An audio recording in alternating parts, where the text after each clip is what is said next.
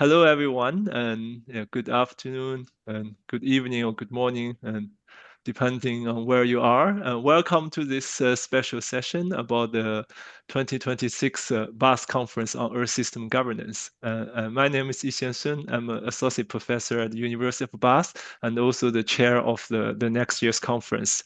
And today we are very pleased to have some of my colleagues, two members of our organizing committee, Maria Garcia and Sophia Hatzisavvidou, and also our conference coordinator, Rachel Willis, to join me and to deliver this session. But also we are very grateful for having the co-chairs of the Earth System Governance Project Scientific Steering Committee, Cristina Inoue and Jonathan Pickering, and they all have very busy schedules, so we are very grateful for having them as well. And thanks also for the International Project Office support for organizing this session.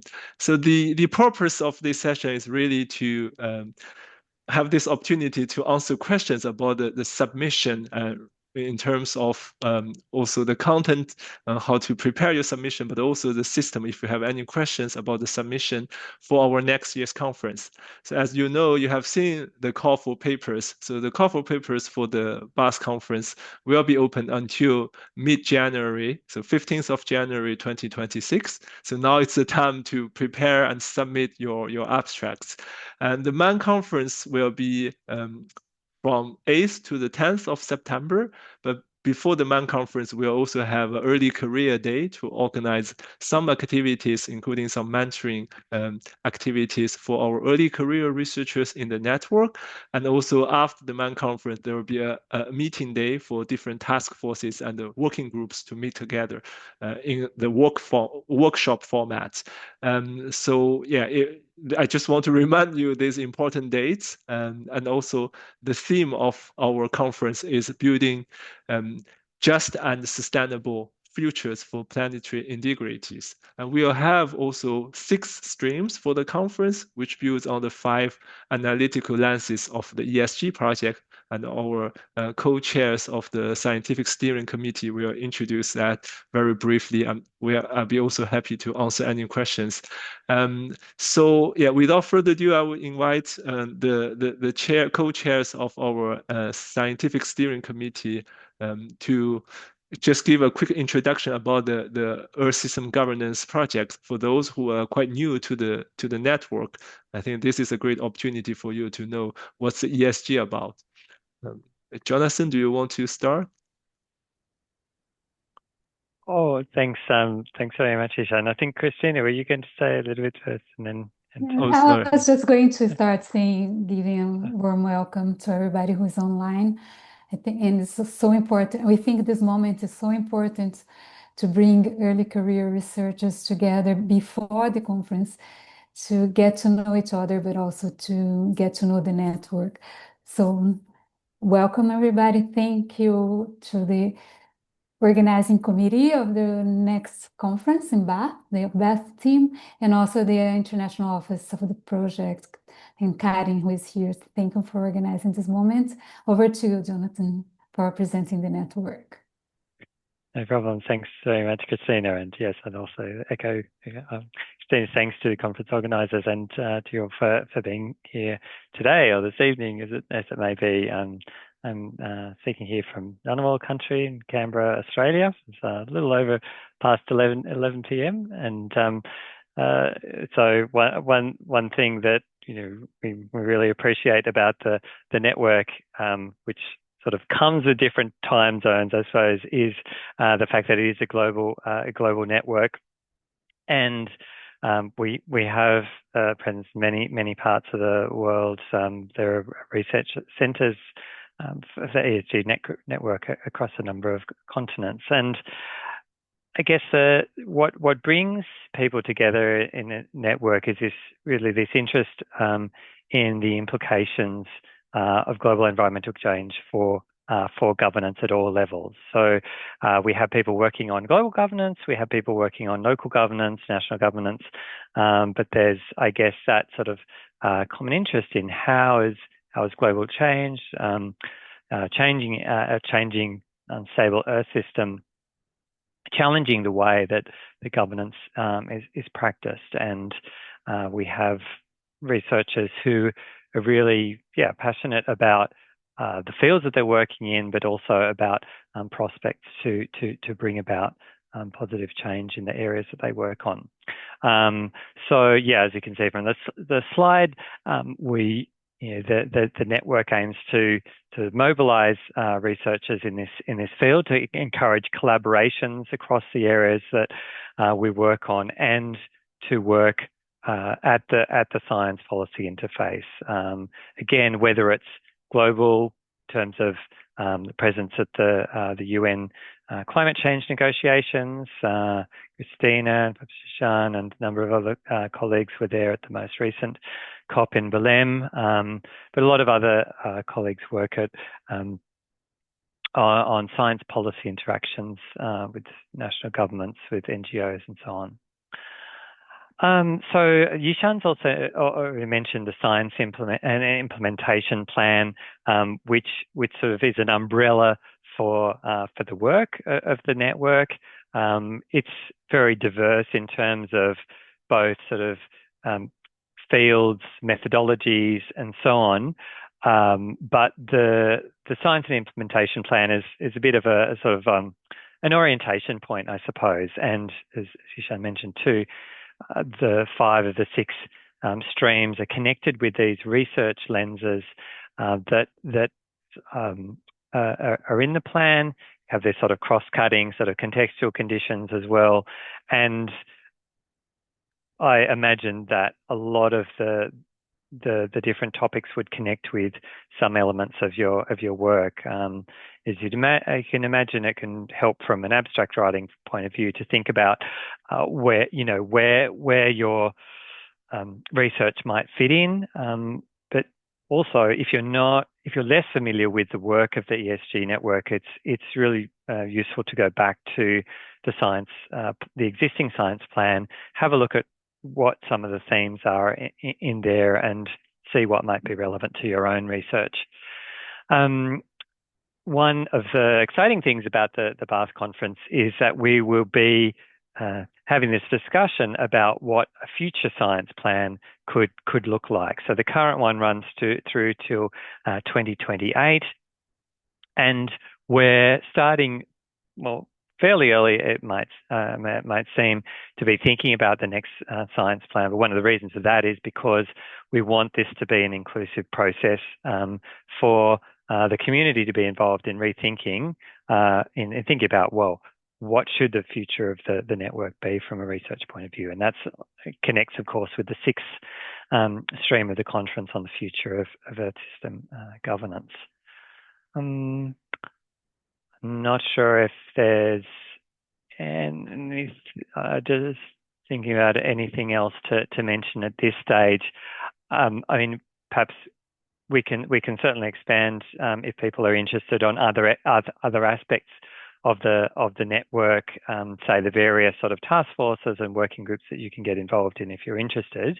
But maybe for now, I'll pass to Cristina to talk about some of the opportunities particularly for early career researchers that the network offers. Thanks, Jonathan, for giving the introduction to the science plan, to the network. So within the network, we work with, we focus a lot on early career researchers, because we think that it's really the new membership, you guys who bring new energy, new ideas to the network. And therefore, we have different resources and opportunities for early career. Particularly, we organize this so-called Early Career Committee that aims to support you guys to be so professionally, but also personally, and strengthen the networks of early career researchers. And also, the previous Early Career Committee created this blogs, webinars, podcasts, but also during every conference we have been organizing, there has been an early career school at every conference. For instance, at Nijmegen, we had the early career day. In Mexico, we have a winter school. There will be an early career day in Bath. And also, one thing that's very important is the Orion Prize that aims to recognize early career research and the papers. So during every conference, there is a committee that will read all the papers you submit, and then they will judge, have this prize to the best one for the conference. So also it's an opportunity to have your work more visible, to make your work more visible.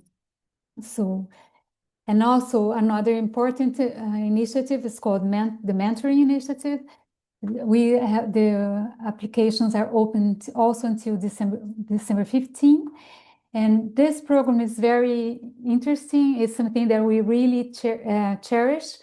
We have in the network, there are more senior scholars who volunteer to follow you guys for 1 year, supporting and fostering your professional growth, but also to build a community of early career researchers.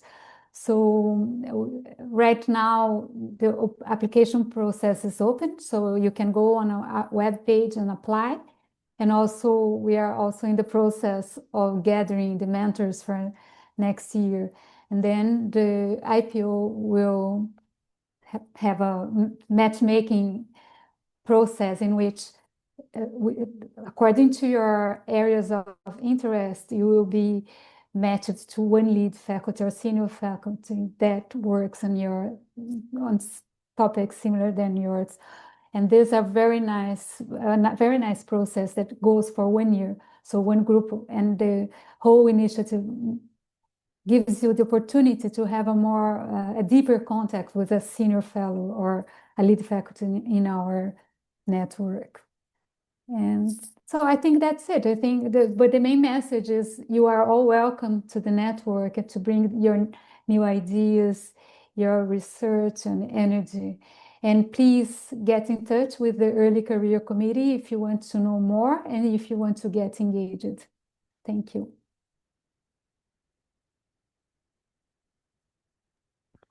Okay, over to you, Yixian.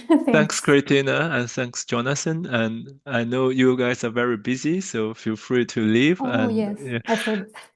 Yes. But yeah, I think we are very grateful for having you. Of course, I think if there are any questions, I think we'll try to answer. Yeah, I think, or if we cannot answer, we'll definitely pass to our Please, yes, Scientific Steering Committee. Yeah, but I'm very happy as a member of the SSC, as Scientific Steering Committee. I'll be also happy to answer some questions later. So yeah, I'm just going to go ahead using this opportunity. Thank you. Thank you so much. So thank you also. Bye-bye. Bye.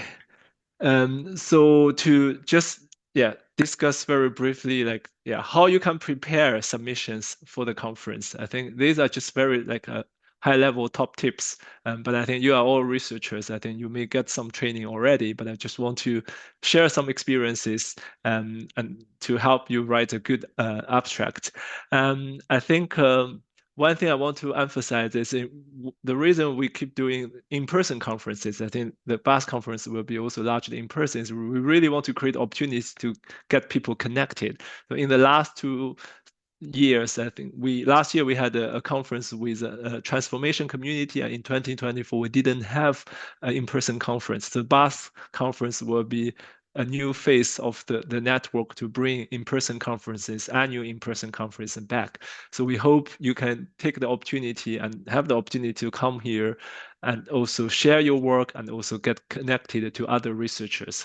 So let me just go through these tips about how you prepare your submission, and now I'll be very happy to answer some questions. So let me start, because we have 3 types of submissions, as you can see in the call for papers, which are paper submission, panel submissions, and also innovative sessions. I'll just follow the order to talk about the paper submission. I think this is a very traditional format.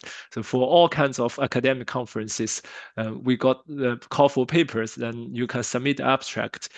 Here, the challenge is actually you have to present your work in a very concise way, because in our case, you only have 300 words. It may be even shorter while you prepare a journal submission. So you really need to think about what you can put into these 300 words.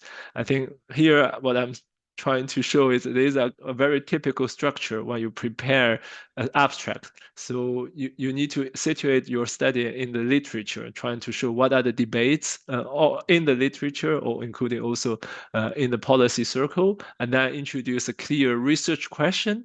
I think this is very important to help the reviewers to understand what you want to do, and then also explain your methodology. And then you can present your key findings again in a very concise way to highlight what are the key arguments there, and then also discuss your contributions. I think this is the task you need to fulfill in 300 words, basically.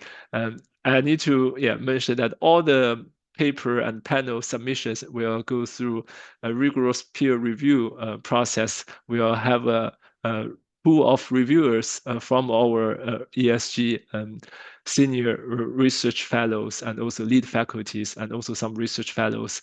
And every submission will be reviewed by at least 3 reviewers, and then based on the scores, we get the feedback, then we'll decide if we can include the paper or not. That means you really need to deliver a high quality abstract in order to get into the conference.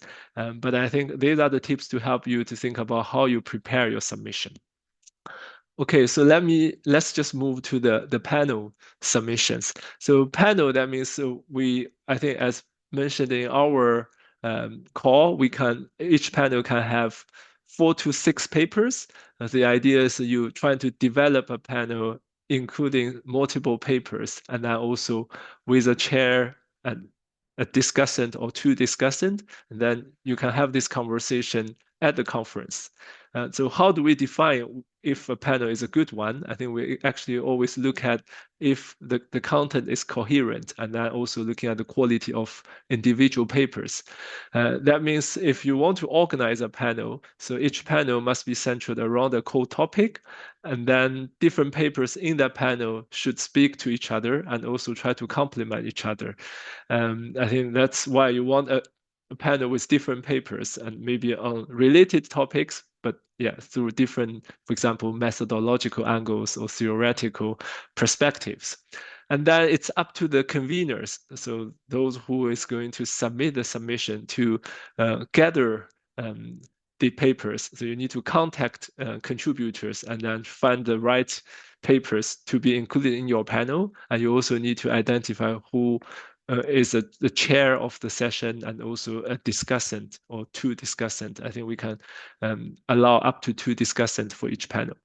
And actually, what I want to emphasize here is I think as early career researchers, you are very welcome to organize panels and submit as panels, even if you just have your own papers, and you can also try to find out if there are any others working on similar areas. I think this would be a great opportunity for ECRs to expand their networks and sometimes also get connected to more senior researchers.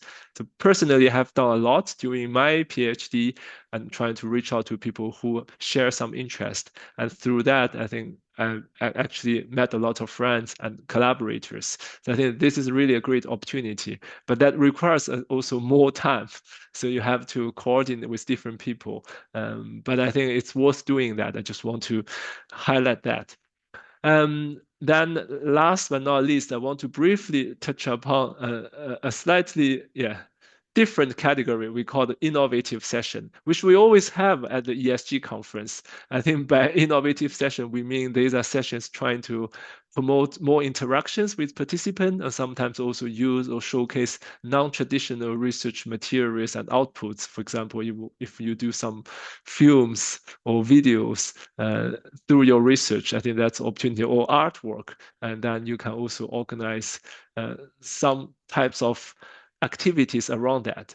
So the idea, I think, for us, so this is because it's a different category, so we can't review in a traditional sense, as I mentioned earlier, how we review papers and panels.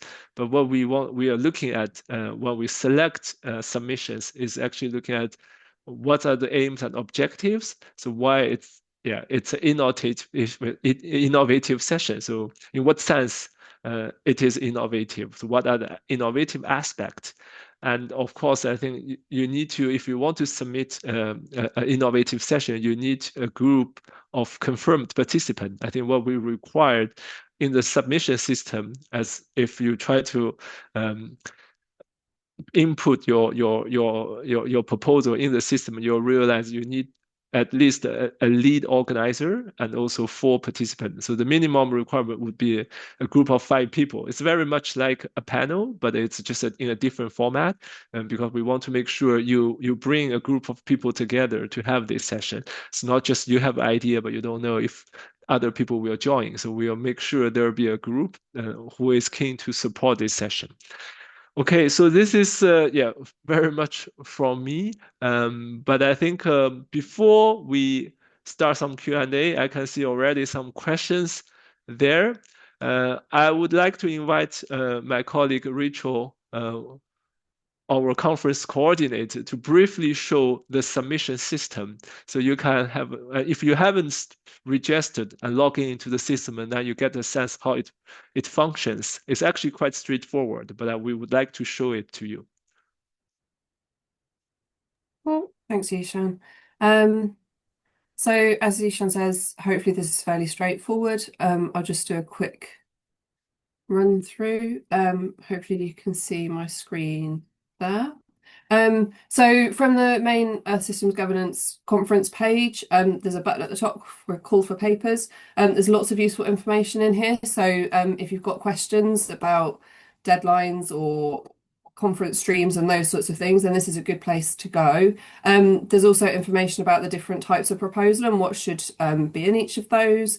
In each of these, there's a conference portal link button, so you can get to the conference portal to submit through there, or if you want, you can scroll right down to the bottom of the page and click on submit your proposal.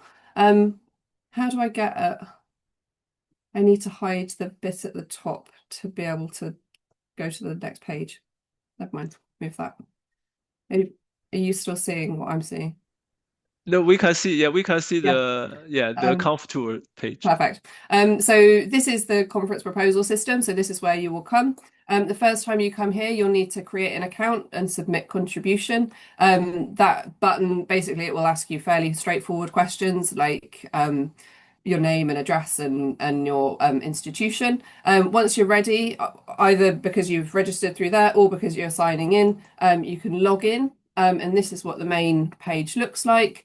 To make a submission, there's not very many options here. It is fairly straightforward. So you will go to your submissions and it opens up the different options of what you can submit. I will say it's worth doing. You might want to log in and see the questions it's going to ask you, but there's not an option to save your submission midpoint. So it's worth kind of having all of your information compiled before you get to this point. And also if you've got other people who are speaking with you or other panel members, make sure you've got agreement with them before you come and do this, because otherwise you'll end up sort of filling half of it in and then have to go away. I'll just flick through these, but they're all fairly self-explanatory.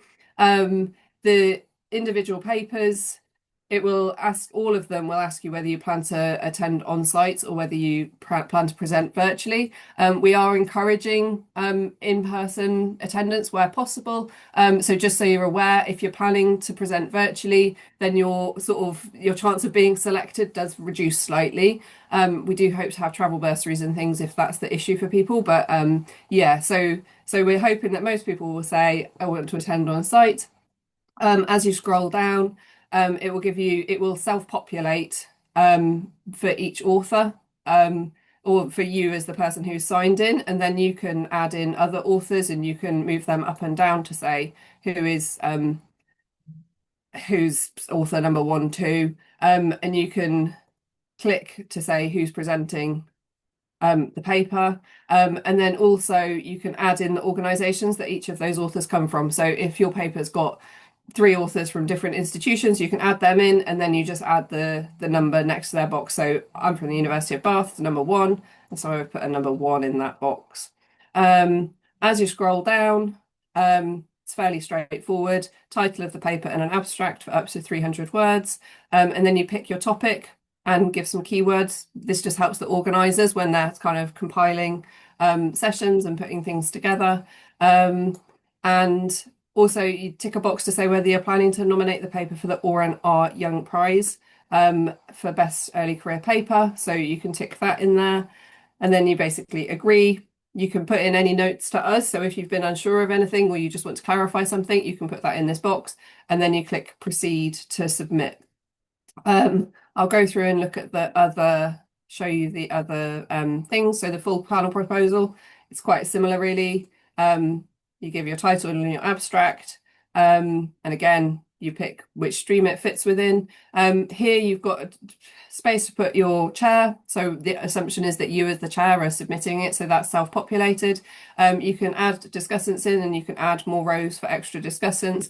And then you can add the authors in for the things that they're talking about. And it will give you space for a title and abstract for each one of those papers that you're adding. And then similarly at the bottom, you agree to everything and proceed.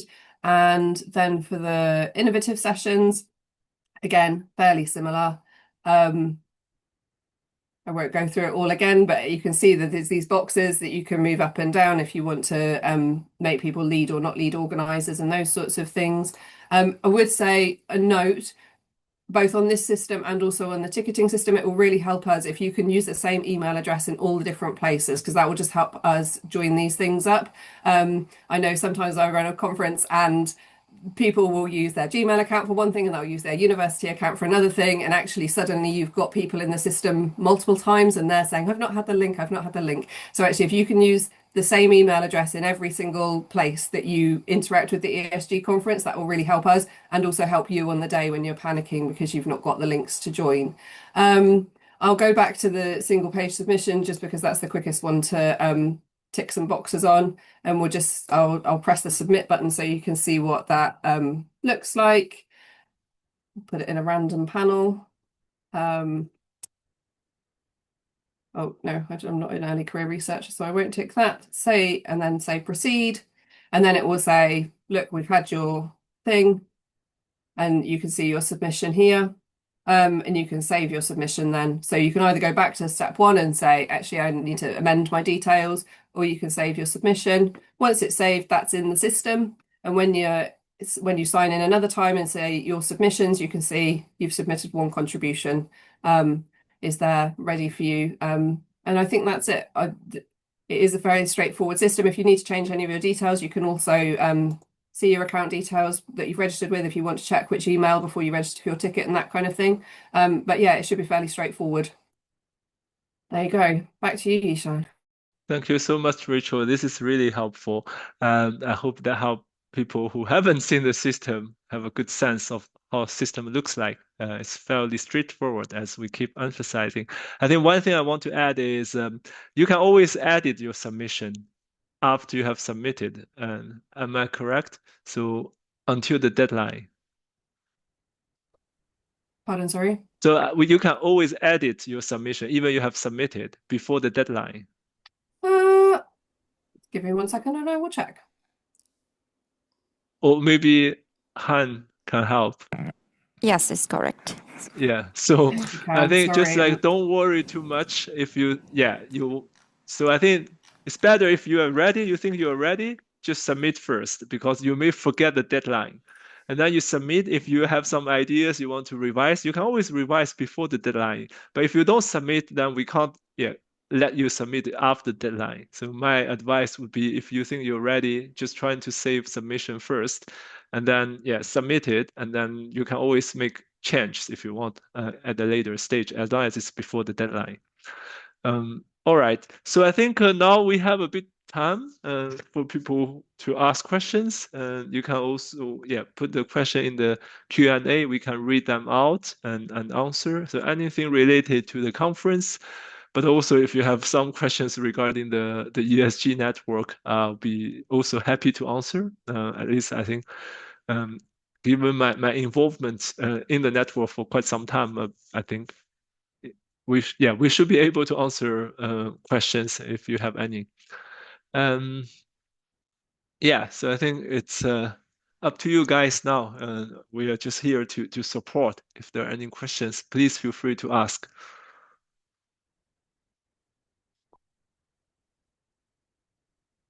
Or anything else you want to know about the conference?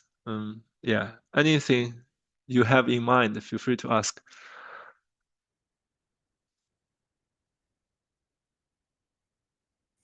I think otherwise there are some. Oh no, there's a new question, because otherwise there are some questions that have been answered, but maybe not everyone has seen the answers. So maybe that could be worth repeating, Yixian. But now you have a new question, actually. Two questions. Okay, so first question is about the funding opportunities. I think we are in the process of getting some partners. If we can secure some support from partners, then we'll create a grant for early career and researchers from the global south and to support their travels if their submissions are selected. So I think this is it's still work in progress, but I think we are trying as an organizer and our committee, we are trying very hard at the moment. So we don't have I think the definite answer at this stage, like how many, for example, travel grants we can provide. But I think this is something we always want. I think this is also what the ESG conference always trying to do, is trying to give some support to early career researchers or researchers from the global south. So please just follow us and follow the updates of the network. And if there are any updates we have, and we will announce on our website. I hope that has answered the question. Okay, so there is a question about the submissions per stream.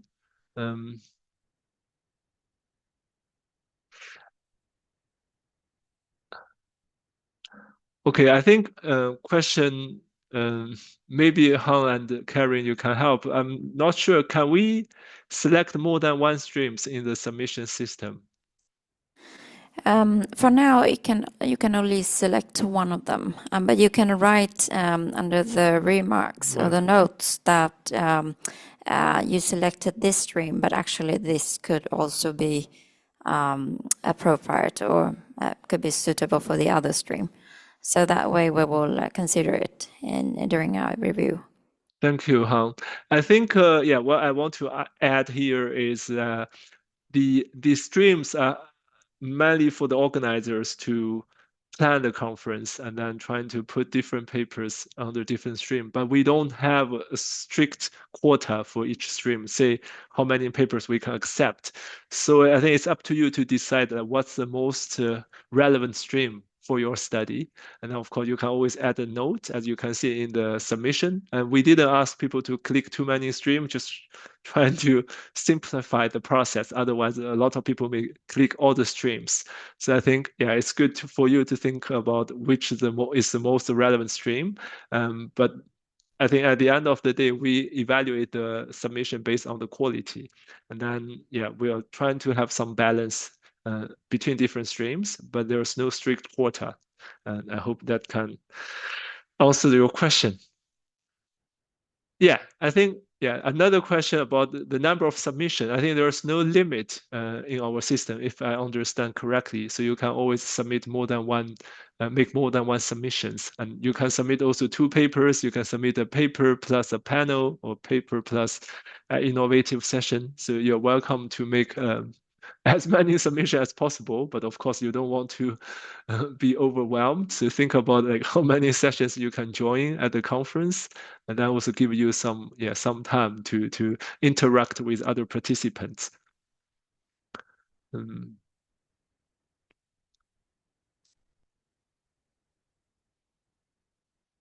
Okay, next question from Georgios. So in a paper written by more authors, only one will be able to present in person, which is fine. I think, yeah, so yeah, I think this is very common. So maybe you have multiple co-authors, but only one of them can join the conference. I think this is not a problem.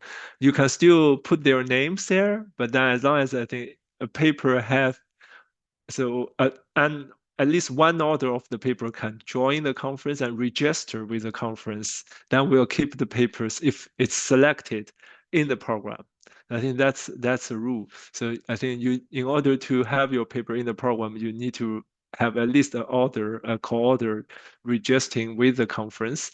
But I think we don't require all the authors to register with the conference. In terms of the discussions, I think it's up to the panel organizers, and of course, I think ideally you want to have maybe someone else who will not present the papers to be as a discussant. I think sometimes people prefer to invite some senior scholars, but of course we can also have, if you find a way to divide the labor among participants, that those people can also presenting some papers, can also discuss other papers. I think really very much depend on like how do you want to design your panel. So again, I think you need to just briefly introduce your plan in your panel abstract. So I think one thing I didn't say very explicitly is when you submit a panel, you need an abstract for the whole panel. So you have to introduce the objectives. So what are the different contributions and how they are connected. And you can also say, this is how you want to design the session.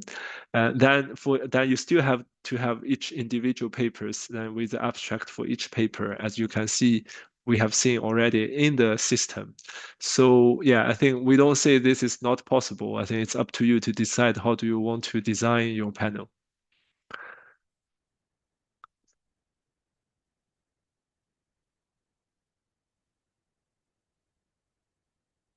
Okay, there is another question.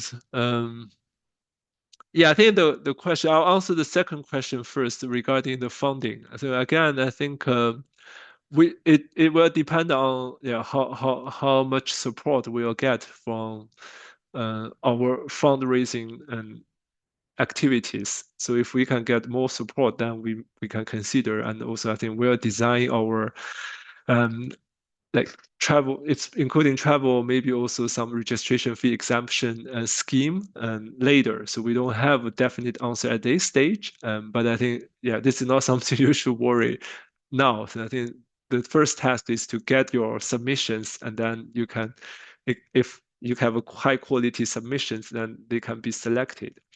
I think again, I hope this is everything we can tell you now. But then I think for the other question about the themes, I think this is an important question. I see there have been already lots of discussions in the Q&A box.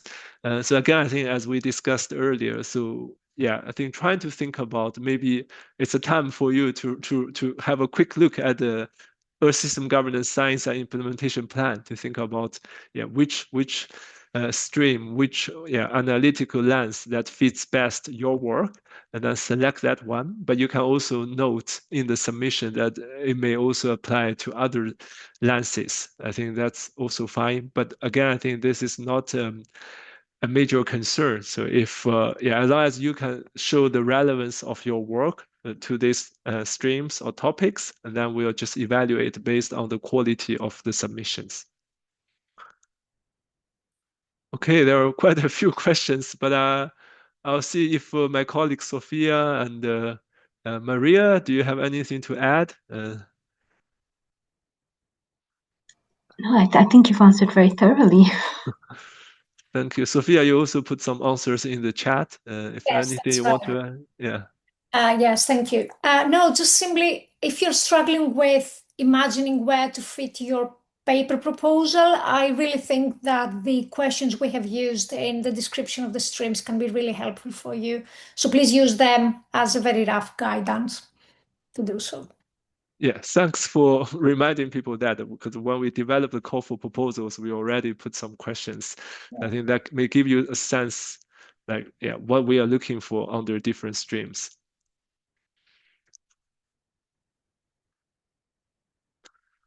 All right, not sure if we have any more questions, but we also have an email address for the conference if you have any inquiries. But I think we have recorded this session, so we also upload the recording. So if you have any yeah, if you forget anything, you can always watch the recording. But yeah, if you have very specific question or something you cannot resolve, please feel free to reach out to us.